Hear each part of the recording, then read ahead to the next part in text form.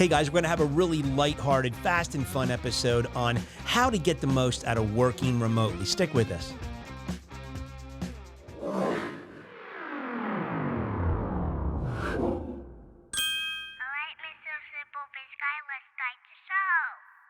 Hello, everybody. Jeff Mason, your host of SimpleBiz360 podcast. You can find us on SimpleBiz360.com on the World Wide Web, and this podcast is on YouTube, IGTV, Gab TV, and 28 audio platforms, all your favorites, Apple, Stitcher, Spotify, iHeart, you name it.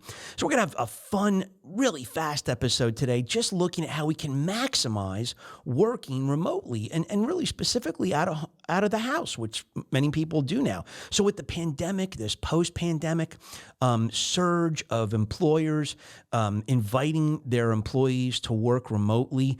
And, you know, it's exciting. I've been doing it for 10 years. I hobnob with a lot of folks who have done it for a while. So I've got a lot of different input and angles on this.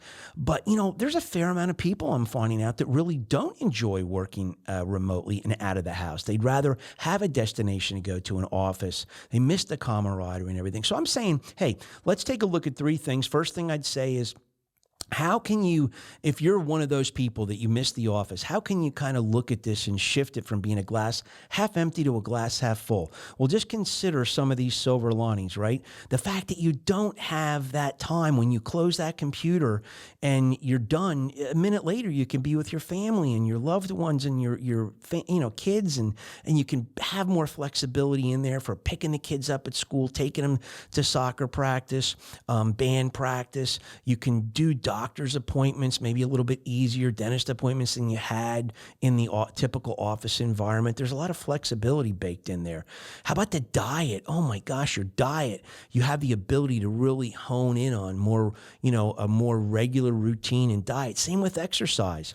These are some things that really come with it. And I really look at it as raising the total quality of life bar.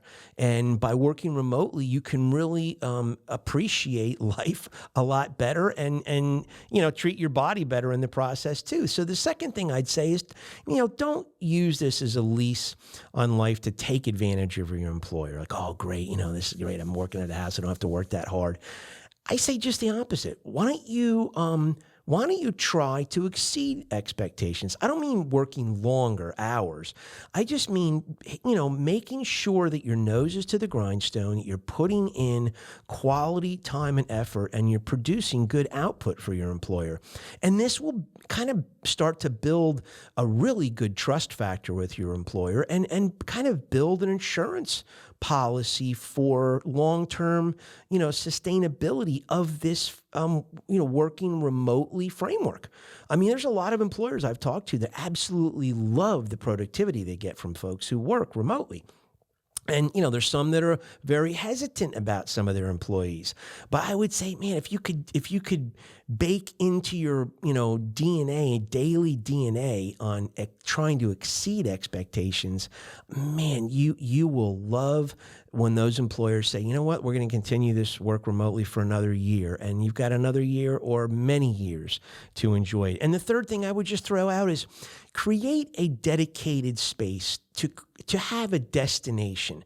Carve some space out. Don't be this kitchen table business camper. That camping gets tired, bundling everything up, taking it to the kitchen table, setting it up, doing business, packing it all up, taking it to the mudroom, the bedroom, the downstairs, wherever this stuff goes, and then redoing it the next day. It really gets tiring. You start saying to yourself, this just feels so temporary.